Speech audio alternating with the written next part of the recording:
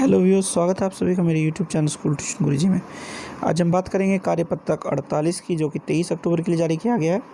ये कक्षा 10 के विज्ञान विषय से संबंधित कार्यपत्रक है। यहाँ बच्चे अपना नाम लिखेंगे और ये अपने कक्षा अध्यापक का नाम लिखेंगे।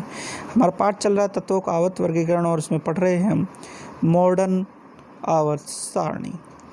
तो जब हमने मॉडर्न आवर्त सारणी को पढ़ा तो हमने पाया कि मेंडलीफ, जो कि कहलाते हैं आवर्त सारणी के जनक, उनके द्वारा दी गई सारणी से भिन्न थी, क्योंकि इसमें मुख्यतः परमाणु संख्या का प्रयोग किया गया था परमाणु द्रव्यमान के स्थान पर, जिस वजह से इसने कई तरह की चुनौतियों को, जो कि हम नहीं सॉल्व कर पाए थे या नहीं पूरा कर पाए थे, मेंडलीफ की आवर्त सारणी में उन्हें पूरा किया था। अब जरा आवर्त सारणी की प्रवृत्ति और आगे की चीज़ों को देखते हैं और पढ़ते हैं कि आपके कार्यपत्रक में इसके बारे में क्या बताया गया है। आइए जरा जानते हैं।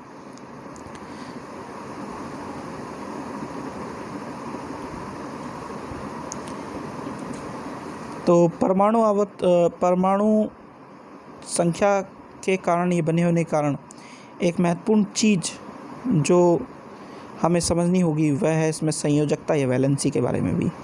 तो आइए जरा आधुनिक आवर्त सारणी की प्रवृत्ति में सबसे पहले देखते हैं संयोजकता या वैलेंसी को। तत्वों की संयोजन क्षमता को संयोजकता कहते हैं। बाह्यतम कोश को पूरा करने के लिए तत्वों को जितने इलेक्ट्रॉन लेने देने या साझा करने की जरूरत होती है वह तत्वों की संयोजकता कहलाती है। आवर्त में बाएं से दाईं ओर जाने पर संयोजकता पहले 1 से 4 तक बढ़ती है, फिर 0 तक घटती है। यानी कि इस तरफ से इस तरफ जाने पर ये क्या होगी, पहले बढ़ेगी, फिर उसके बाद घटनी शुरू होगी और 0 तक वापस आएगी। ठीक है बच्चों। और समूह में संयोजकता समान रहेगी, यानी कि नीचे की साइड जब हम जाएंगे तो संयोजकता समान रहेगी। ठीक है।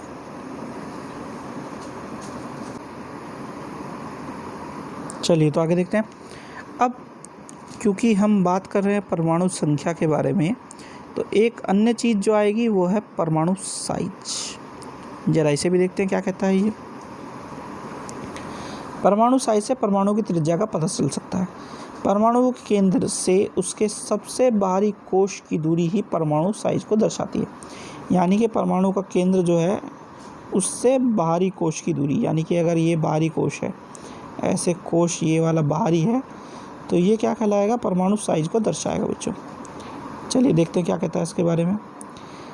आवर्त में बाएं से दाईं ओर जाने पर परमाणु त्रिज्या घटती है, क्योंकि नाभिकीय आवेश के बढ़ने से ये इलेक्ट्रॉनों को नाभिकीय की ओर खींचता है, जिससे परमाणु का साइज घटता है। ठीक है। तो ये क्या हुआ, बाएं से दाईं ओर जाने पर, यानी ऐसे जाने पर क्या होगा, नाभिकीय का आवेश बढ़ने से इलेक्ट्रॉनों के नाभिकीय की ओर खींचने की वजह से परमाणु का साइज घट जाएगा।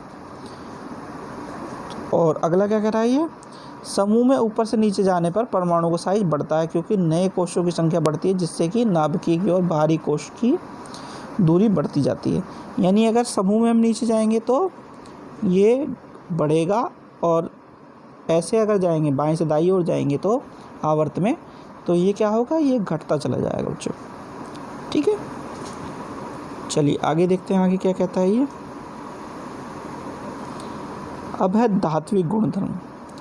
तो धात्विक गुणधर्म भी एक तरीके से किस पर डिपेंड करते हैं, आपके संयोजकता पर। कैसे डिपेंड करते हैं आइए जरा देखते हैं, इसे भी जानते हैं। धात्विक गुण का अर्थ है किसी तत्वों के परमाणु द्वारा इलेक्ट्रॉन त्यागने की क्षमता। धातुएं आवर्त सारणी में बाएं तरफ से हैं, यानी कि आवर्त सारणी में किस तरफ है, इस तरफ, यानी कि आपके उल्टे हाथ की तरफ है बच्चों। ठीक है। तो पहले क्या कह रहा है, आवर्त में बाएं से दाईं ओर जाने पर धात्विक गुण कम हो जाते हैं, क्योंकि इलेक्ट्रॉनों पर नाभिकीय आवेश बढ़ता है और इलेक्ट्रॉन तागने की प्रवृत्ति घट जाती है। धातु इलेक्ट्रॉन खोटे हैं और धनात्मक आयन बनाते हैं, अतः धातु विद्युत धनात्मक कहलाते हैं। तो ये क्या करते हैं, जो जितने भी आपके धातु होते हैं वो क्या करते हैं, धनात्मक आयन बनाते हैं। ऐसा क्यों, क्योंकि ये इलेक्ट्रॉन्स को किसी ना किसी को त्याग देते हैं, अपने इलेक्ट्रॉन्स को ख़त्म कर देते हैं।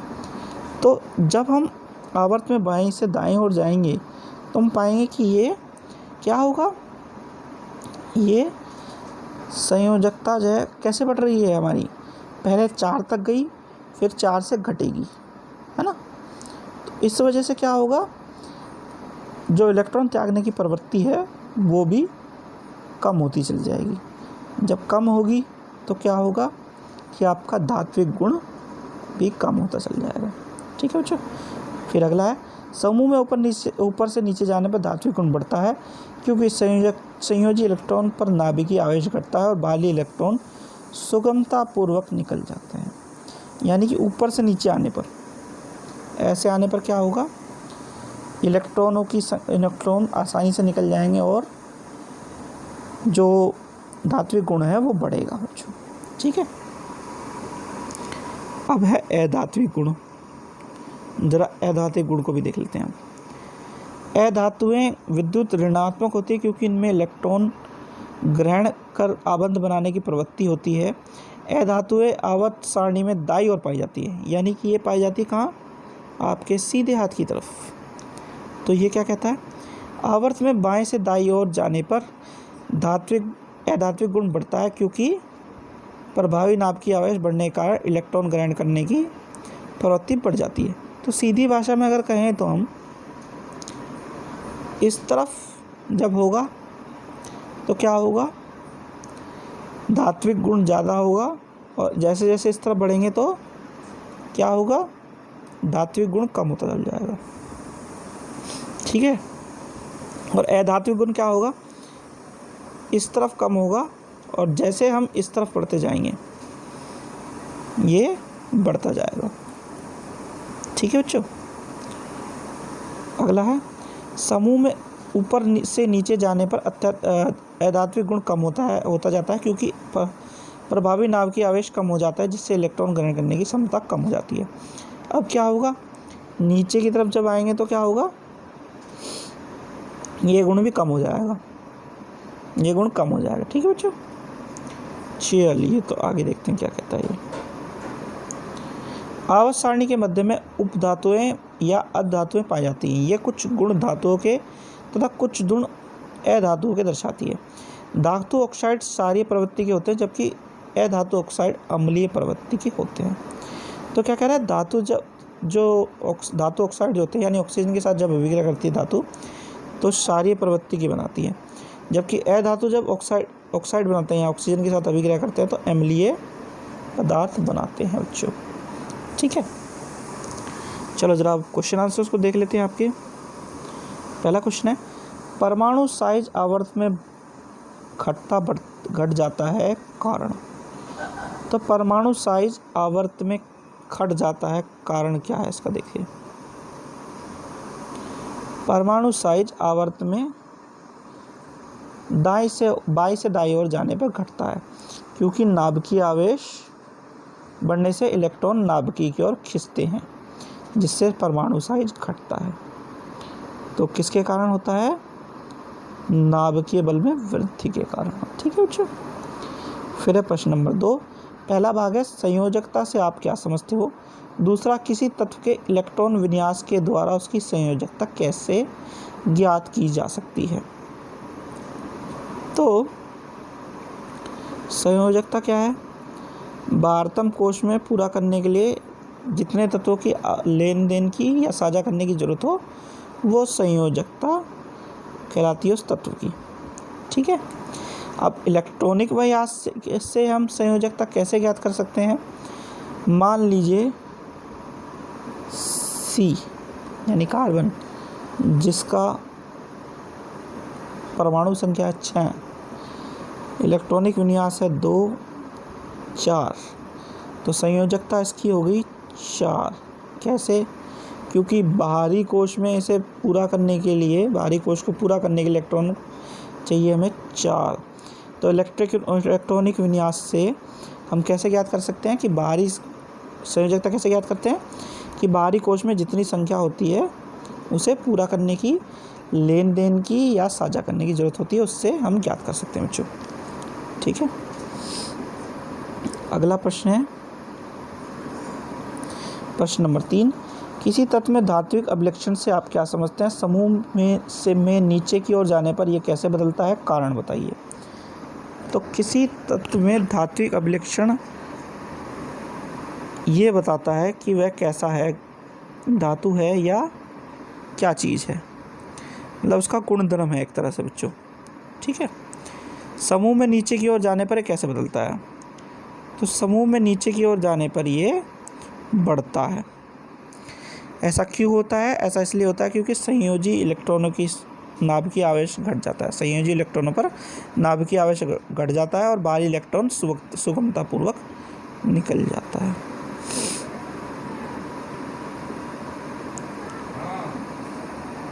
प्रश्न नंबर 4 है,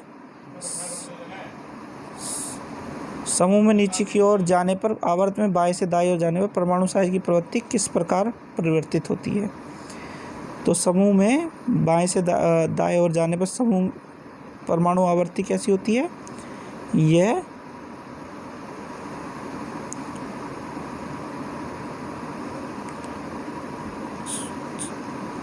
समूह में और आवर्त में जाने पर कैसे बढ़ती है बच्चों?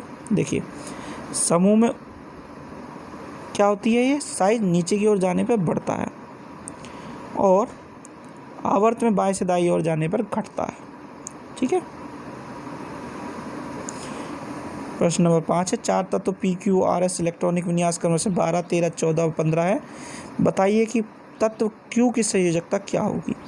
तो Q का क्या है नंबर? 13। तो इलेक्ट्रॉनिक विन्यास हो गया इसका 2, 8, 3। तो संयोजकता हो गई 5।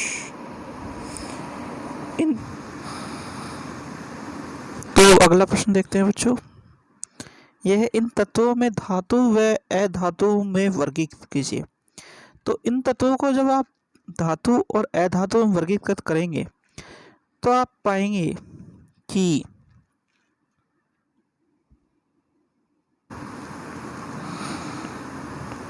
12 मैग्नीशियम का है,